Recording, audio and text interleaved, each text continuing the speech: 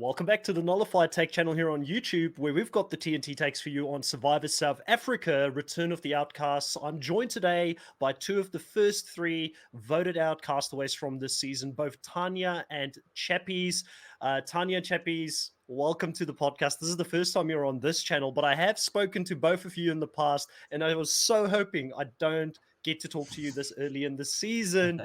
Tanya and Chappies, welcome back. How is things on your end? Ladies first. For me, it's good. My episode, my vote out was last night. I watched it with a group of people online, so I watched it a couple of hours later than everybody else. I was surprised how emotional I was. I sobbed my eyes out. It was like I was speaking to myself on the beach that day, but Yeah. I wasn't emotional about being voted out at all. I was more emotional about what I was saying about, being a good parent and a good friend. It really resonated. Duh. So I want to yeah, talk to you I definitely feel good about about it. that. Your core is such a strong thing, Tanya. Out there, you're like, we had this conversation a year ago. I even said when we did our draft picks in the beginning of the season, Tanya knows where she went wrong. She's going to rectify it this season. You go out there, but you remain true to who you are.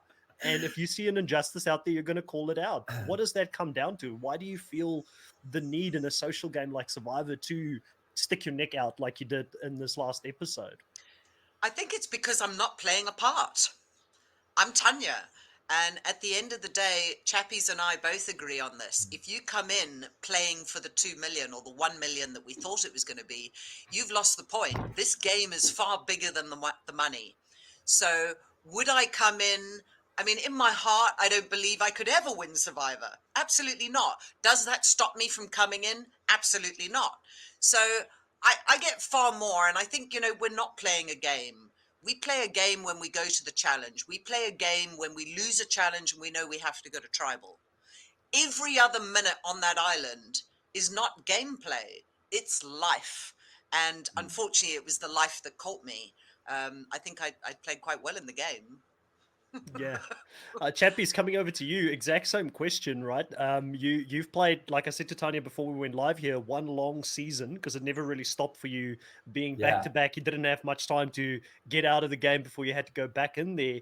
How difficult was it for you to go into this game and not fall back into your plotting ways, looking for idols Oh, in the middle of the night? I wanted to start plotting from day one, So Yeah. like we spoke about it this earlier as well, Tanya and I, where it's so strange how we default back to who we are, default back to certain ways of doing stuff. And in some sort of way, I wanted to pull up the handbrake a little bit. And I think I pulled it up with the social games and so because I didn't want to mingle as much there. But when it came to the mischievousness and digging for idols and so, I couldn't help myself. If the opportunity presented itself there, I couldn't say no to it to start digging there. So yeah, just sorry, back to your question. It was difficult to uh, how can I say not to go into what I finished with the previous season Mm. because you're so used to that and you know how amazing it felt there to really just be all on your own on the beach and have your own little corner where you've got your diner and so but you're but you can't compare one child to another. You can't go necessarily go in with exactly the same strategy as you did previously. So it was difficult because to a certain degree you default back to who you are as a person. Yeah, it's quite interesting because I was just thinking about it now. You both had players on each other's tribes that played in your original season on your original tribe that ended up probably being the downfall for both of you sitting here. Pinty obviously being a big part, Tanya, of the friction within your tribe, and then Dante ultimately, betraying you, Chappies, in Mm. the early stages here. Yeah. What was it like, seeing Pinty Chappies on Tanya's tribe? I know you weren't in the game, but seeing her kind of fall also into some of those habits that she had in previous season where she's just really painting a target on herself. From a viewer's perspective, I was looking forward to the fireworks that's gonna start some other time because that is what's bound to happen. Pinty has got a very strong personality, and sometimes she does things and says things without thinking it through in the moment. And when she looks back, she's like, "Oh yeah, maybe I was wrong there." But yeah, I was certain that it's going to be some fireworks, especially between Tanya and Pinty, because Tanya doesn't keep her mouth for anything. Tanya will say a thing as it is, and Pinty is out there doing stuff that isn't necessarily acceptable in the social environment. And with Tanya pointing that out, you are bound to get fireworks. And then we got them fireworks. So yeah, it was interesting to see those two, or those two personalities together. And I was expecting a clash, just that I didn't expect it that soon and didn't expect it to that degree. Yeah. So Tanya, you're the person who actually lived through that experience of living with Pinty and her being very confrontational. We see her not wanting to make place for people around the fire. We see her eating more than her fair share of food at certain times. Can you talk us through how difficult this was for you? Because you came into this game being a super fan of Pinty's. You wanted to work with Pinty. How was it different playing with her compared to what you expected you were going to get out there, I guess? I think I did get the Pinty that I love. I did get that fierce warrior that in the challenges, she was a fighter and she would put herself out there and throw it all on the line. And we did see that. Um, yeah. I think also if you look historically, I came from a season where in the first 5 days we ate 5 bananas. That was one banana a day. Pinty came from a season in the middle of COVID where they were given loads of food. Loads. I mean, when I remember watching their season and seeing piles of food. So maybe her expectation coming in was a bit different. I came from a season where every morsel was precious. Hmm. So maybe that made the gap bigger. But, at the end of the day, she's still a warrior. If I was stranded on an island, I would have no hesitation to have her there. I would hope that she would share whatever bounty she found in the way that I would. But she's a hard worker and her heart is in the right place.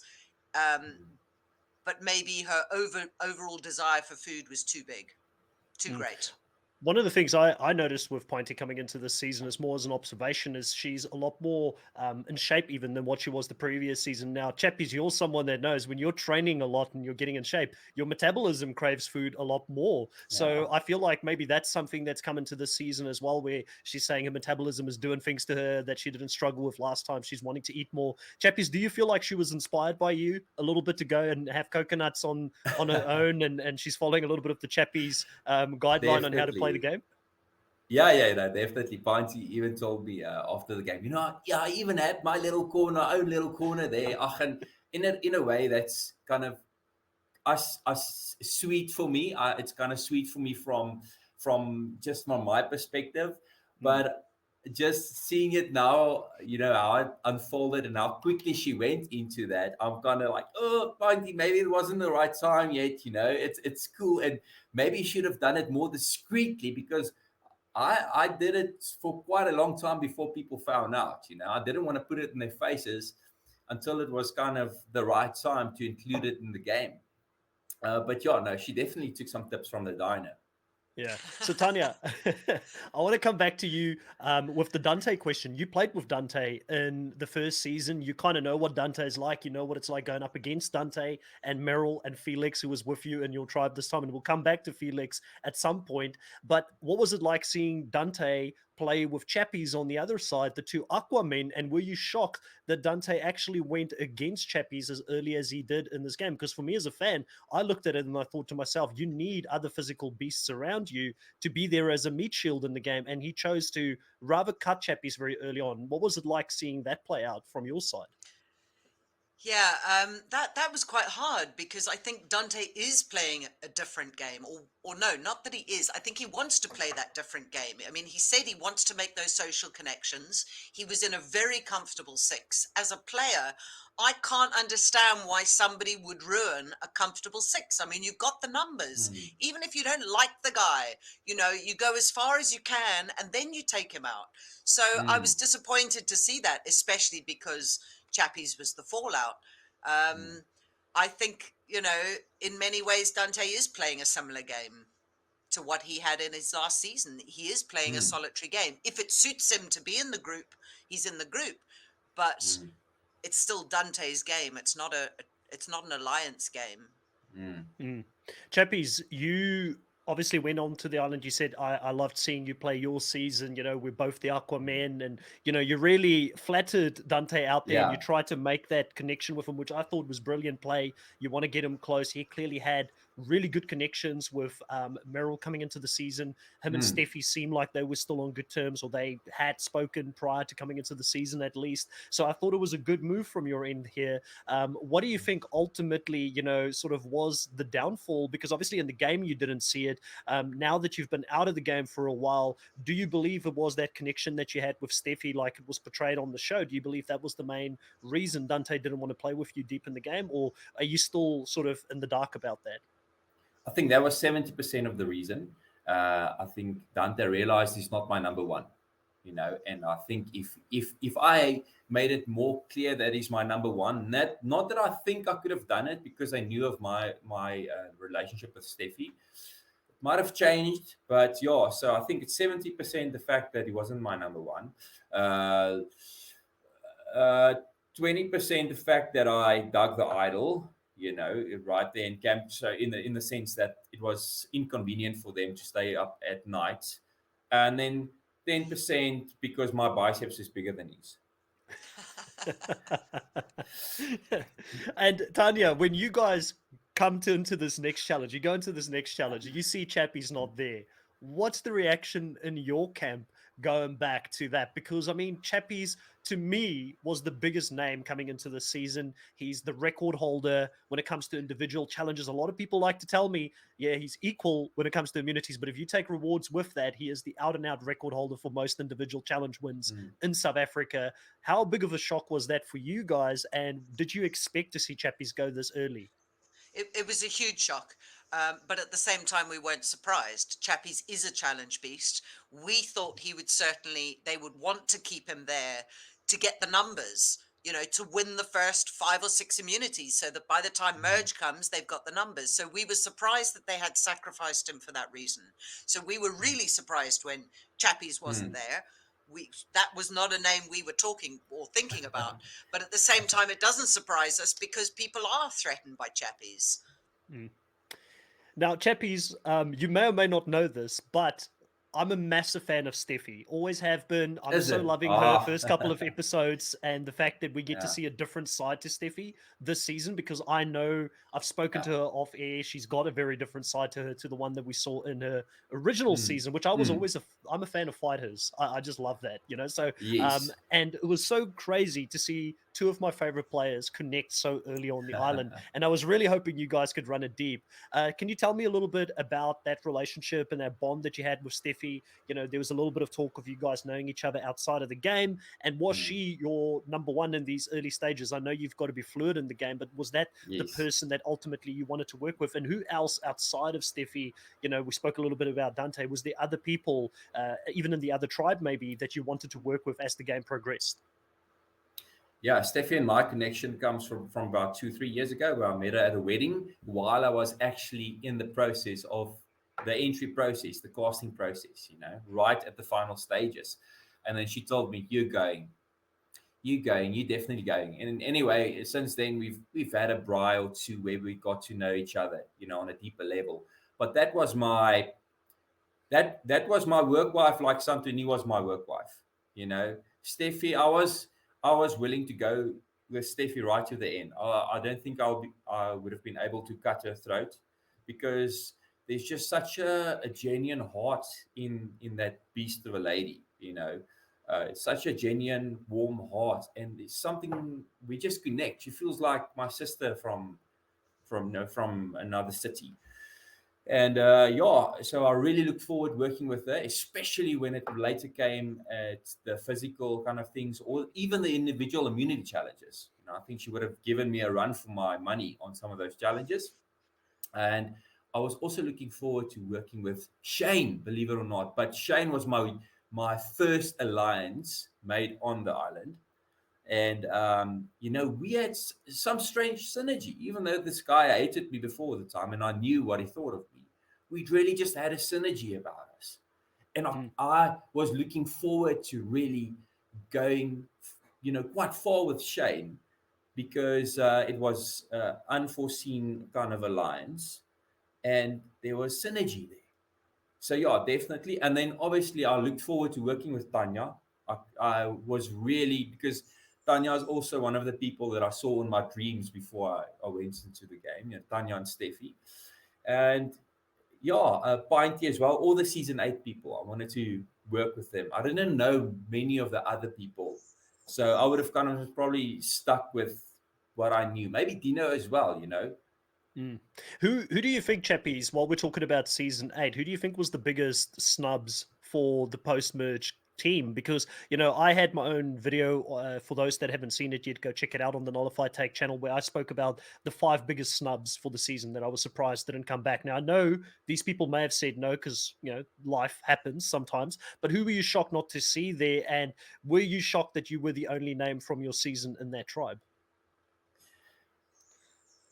I was shocked that I was the only person from my season in that tribe. Yes, definitely. I was also expecting to see people. Okay, so from post merge, outcasts, I would have said Tyson. I thought he would have gone back as well because he was an outcast. He made very good TV. Um, just trying to think who else there was. Because you would have known if Santoni would have been in talks or not, because you guys are close. But that was one that for me was quite a shock. Like, I thought Santoni would be there. Yes, like Santini as well.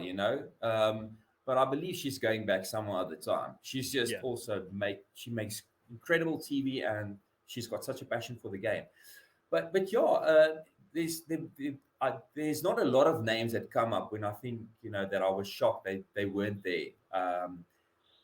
Uh, One or two. It's Tyson, you know, maybe Warda, because she although she didn't necessarily have such a good experience, she still made good TV. She made good entertainment. She brought some energies to the table that create clashes, and yeah. But I was mostly shocked just to see that I'm the only one from my season in my tribe. Now, Tanya, in your case, it was very different, right? You had a lot of people from your original tribe, almost your whole original tribe back on this season from your first season. What was it like going out there and playing with Felix again? And also, who were the people you were drawn to early in the game that you wanted to work with? We saw you talk to a few different groups of ladies there that you wanted to try and pull together. But what did we not see, I guess, on the TV screen? Who did you try and form some relationships with? Okay, well, the first second of the game where we took our blindfolds off and the game was starting, and I looked at my tribe, I was the happiest to see Felix. Wow. I knew instantly that Felix and I would work together if the opportunity arose. When we connected on the island, we both said, let's keep this quiet because nobody's going to expect this. But I got Felix's heart and he's got my heart. So people don't know that outside of the season. So that was a good advantage I thought I had. I was also delighted to see Dino. He's kind of like the people's person and he's a great networker. So, and I gave him one of the caps that I got as a donation when he was looking to increase his kitty. So I was really pleased that they were my 2 focused men, and my 2 focused women would have been, or what wouldn't have been, they were Teresa and Pinty. Kalani came into that by mistake because I was talking about it and I didn't realize that she wasn't one of the girls that I'd connected with. So by default, she became part of the group. But my group that I looked at would have been Dino and Felix and Seamus. And Seamus later, in fact, he was the last one in our informal group, and then those 2 ladies. And then very quickly, I realized that one of the ladies I'd picked was the lady that I was the most disappointed with. And that wasn't going to sit right. So even if I had an informal alliance, I wasn't going to stick to it because my heart was telling me it was the wrong thing to do. Yeah, so you had to follow your heart on quite a few difficult things there, and you had to choose between the game and your morals and what you wanted to be known for within the game, or who you are as a person, I guess. And one of those moments were when you had the opportunity to throw Teresa under the bus as the person who said that Tevin had an idol when he didn't have it, and you chose not to do that. You chose to protect Teresa, but she wasn't a part of that core group of people that you necessarily just mentioned there. Can you talk No, us through? Oh, she was. yeah, she was. It was Okay. Pinty and Teresa were the first two ladies I connected with. So Okay. it was protecting her primarily because we were in that informal alliance. I mean, we didn't really discuss it because there was no need to for the first 5 days. You know, Yes. what you see on screen is a very kumbaya tribe where there's no strategy. That kind of was what it was like. I don't know if I just missed it all, but there wasn't a lot of strategy talk for the first 5 days. There was this loose seven, of which Pinty and I were both a part of and at odds. So by the time it came to vote, it was an obvious choice. It had to be Pinty or myself, despite the fact that we were in this loose alliance. And I Mm. stood up for Teresa because there was a part of me that doesn't care what people think. And it's just, I guess, being a mother maybe as well. I'm a pack animal. I do want to, if I can make it easier, if I can take maybe a little bit of the blame or the flack, I kind of feel that who cares? I've already got flack. Mm. Yeah. Not a And great gameplay, but a Tanya play. and we spoke about how difficult it is when you're out there not to just be yourself. You know, if you've got a very strong presence and you kind of know who you are internally, sometimes you just default back into those natural habits and things that you know normally do. I guess especially on a game such as Survivor, you know, Chappies, you start playing the game again and you're Aquaman again. You know, I'm sure you don't run around at home being Aquaman, but you're out in Survivor. That's who you are. So you've got to live up to that sort of Yeah. reputation that follows you within the game. Chappies, who do you believe currently in the game is the person that is being underestimated the most and is playing the best game in your tribe in these early stages? Who blindsided you the best? You just didn't see them coming when you were in the game.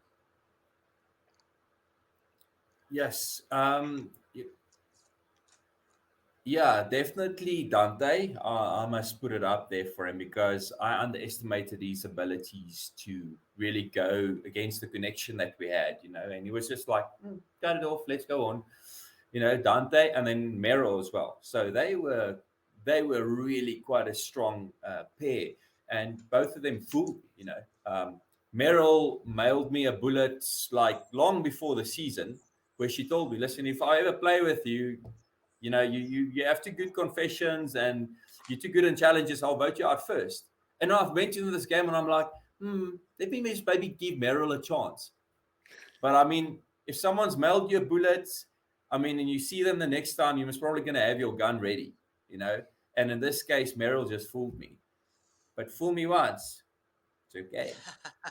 Fool me twice, fool me thrice. Yeah, I still have the bullet.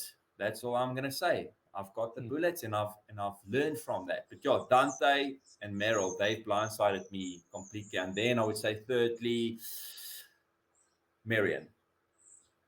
Yeah. So thinking about, this game here, Chappies, you went in, like we said, from one game to the other game. You kind of took off where you left off in the previous one.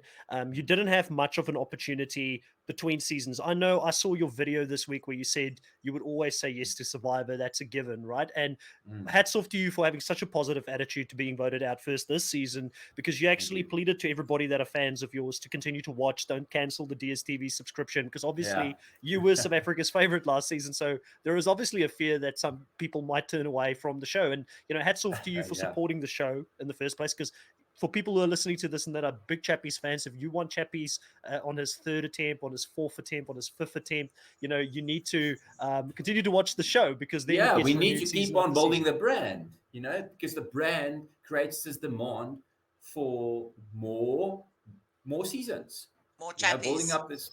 Oh, there we go. And you're gonna get new players that evolve because they've seen our games. Welcome, PK. How you guys doing? Go, PK, go. how are you? Lekker. I'm good, Chris. Good to be here, man. Sorry, I'm at work right now. Excuse me being in the car. That's no problems whatsoever. Thank you so much for jumping on and jumping onto the podcast. I know you're a big friend of the channel, so I always appreciate seeing you. Of course, man. Of course. Hey, Chappies. Hey, Tanya. Good to see you What's guys. up? Good to see you, PK. So PK, great to have you here. You know, obviously Mm. didn't want to talk to you this early on in the season, just like Chappies and Tanya. It seems like a lot of my favorite people are just getting voted out so earlier this season. What was it like, you know, for you to be out there, play this game again? Did you expect to have such a big target on your back so early coming into this season? Chris, I didn't expect to go out so soon. But I also kind of tried to manage my expectations. But I think once I saw the tribe I was in, I kind of already felt like I'm in trouble. I mean, the fact that some things from my past were present.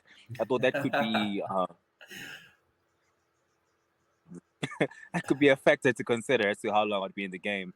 And evidently, it really was a factor to consider because, I mean, as you saw in the last episode, it was between myself and a certain person, and it just, things were just not looking Good at all. And it's tough when you've got that past relationships with people outside of the game that can come back to haunt you. You've got a couple of players from your previous season where they're putting three people together suddenly that are very tight. They were in the same alliance and the same tribe. Oh, sorry about that, man. Where did you guys lose me? So I basically I just wanted to say or ask, you know, obviously you mentioned something about having quite a few connections in the game when you came in. Obviously, some of them were good, some of them were bad, but it ended up even the good ones having your friends Tevin and Tony out there really painted a target on your back early in the game. Where do you think you went wrong? If you had to go back there, how could you have minimized that threat level that you had on your back because of those relationships in the game? You know, Chris, when we recorded season 6, right? That was quite a long time ago. And that's how long myself, Tony, and Tevin have had our matching tattoos. And it had been a 5-year hiatus since the season before. So when we were done with season 6, never were we expecting that there's going to be a returnee season and all three of us are going to be on it. That is literally the last thing we expected. So when we got our matching tattoos, I mean, I can't say I wish we didn't get them, but then we never expected that we'd have a target on our backs on a returnee season because of them. And that's definitely something that put a target on our backs. And also, guys, I'm not really trying to talk about the romantic side of things. I don't really want to get into it, but that also happened during the same time. So 2018 was quite a busy year for me, man, and it came back to bite me right in the ass. In terms of I'm just gonna the say, outcomes. lesson for any Survivor players that want to go back and play the game again, or even for myself, don't date any Survivor players because if I ever do land on fans versus favorites with maybe my Survivor X, it might blow up in my face as well. That's kind of the lesson I took from that. Yeah, and you know what I said to Tyson? I said to Tyson, he was actually laughing at me. He slid into my DMs and he was laughing at me. He was like, "So Marion, huh?" I was like, "Yeah, bro, stay away from coworkers." But it's like you said, it was, you know, it's a long time ago. You don't know if there was ever going to be a second season, so understandable. And obviously, things happen in life, and in this case, you just had it blast out on national and international TV. But who knows? Maybe Yeah. there's still a little bit of PK chaos to come in the future. If the opportunity ever came up in the future again, PK, you know, do you still have that fire within you to go out there and right some wrongs? Yeah, Chris. I'm not excluding it from my future. I mean, never say never. You'll never know. You'll never know. I think other people do deserve an opportunity. I mean, there's other great players like the likes of Kieran, the likes of Berna, Jock, people who haven't really had the chance to play. And I know someone who's kind of my archetype is a guy who's been showing me a lot of love. I've been showing him love. A guy I support, Tyson. I don't know if him and I would be considered together to play in a season, but I would want to see him come back. So if I do get a call back, I'll definitely take it. But I would also like to see Good. other players get a chance as well. Tyson and PK maybe for the Amazing Race Africa or something like that. I feel like that might be a very good go if they wanted to do that. Yeah, that'd be something. That'd be something. Tyson's been training a lot. I've been seeing it. He's posting a lot of his training up on social, so I think he might be getting ready for the challenge or something. All right, Tanya, thank you so much, Chappies and PK. PK, I know we didn't get a lot of opportunity to talk here, but I appreciate you so much for just jumping in for a few seconds. Maybe when the dust have settled, we'll get some of you guys back on the channel. We do a little bit more for deep dive or further Survivor discussion if you're ever open to it. Tanya, where can people find more about what you're doing currently? Is there anything you'd like people to go follow? Anything that you would like fans to know about? Nothing at this stage. Tanya, thank you so much. If you find yourself on the West Coast, give me a shout and come visit. I would be careful of inviting everybody over. You never know who's gonna show up, Tanya. But thank you so much on behalf of all of the fans for playing the game again. We really, I mean, when I very nearly did a tier list, and I might still do one of legendary players in South Africa, and I had you as one of the most legendary characters. I was so happy to see you back. Thank you so much for doing that. Chappies, where can people follow and get more from Chappies? I believe you're nearly into real estate at the moment, similar to a Luke Toki over in Australia. He's also a real estate agent.